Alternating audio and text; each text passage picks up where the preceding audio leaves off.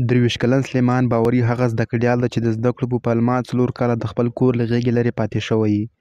د هغه سفر د قربانۍ او هدفونو یو په زړه پورې کیسه ده.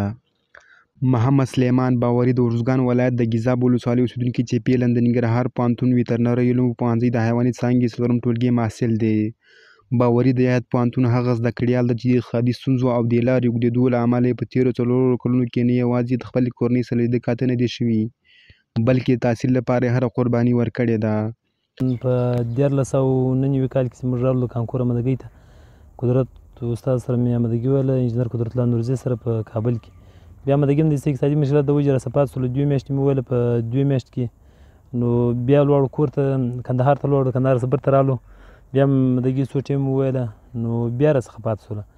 هغه ولو چې کرنتین شو کرنتین چې خلاص شو بیا موږ راغلو کانکور امتحان د کانکور امتحان مې ورکړ نو د کانکور امتحان چې مې ورکړ بیا د ننګرهار پوهنتون ته کامې وسوي چې نتیجې اعلان شوه زه بیا په کندهار کې وم ورته نتیجې اعلان شوه راغلو پوهنتون ته 3 کاله مې پوهنتون کې تېر کړ یو کال هلته وو تقریبا 4 کاله مې تېر کړلو نو په مسافرۍ باندې.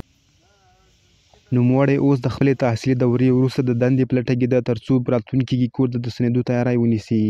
تا پلان خو همداسې دی چې فارغ شم دا مې اراده ده چې وظیفه مې نه اخیستې هم کور ته نه ځم او که چیرې وظیفې ترتیب برابر شو بیا انشاءالله اراده مې ده چې کور ته لاړ شو او که نه شو برابر بدبختانه نو بیا مجبور یو چې کور ته لاړ شو ځکه بعد ډېر وخت دونه مسافرۍ نو بیا مجبور یو چې کور ته لاړ شو. محمد سلیمان باوري چې ټول 6 وروڼه د یوې سکه او 4 ناسکه دي خو ناسکه وروڼه یې له ده څخه جلا ژوند کوي. پلار یې د ده په ماشومتوب کې وفات شوی. باوري وایي چې سره له دې چې کورنۍ یې له سختو اقتصادي ستونزو سره مخ وه خو د ده یې پوره ملاتړ کړی دی. یو ورور مې ول اوس په کندهار کې دی هغې به ډېر تشویق کولم یو بل ورور مې په کوټه کې مدرسه درلود هغه هم تشویق کولم چې ته لوړ شه د درس وایه خو چون چې د دې اقتصاد هم سر ضعیفه ولو دونه امکانات نه برابرېدله خو بیا هم بس توکل مې پر الله باندې ولو د دوی تشویق ولو بس الله پاک ته راځي راورسو. اوس دی په دې باور لري چې ژوند له مبارزې پرته امکان نه لري. که هر ځوان وغواړي هدف ترلاسه کړي نو سخته مبارزه دې وکړي. له مبارزې پرته هېڅ شی نه ترلاسه کېږي.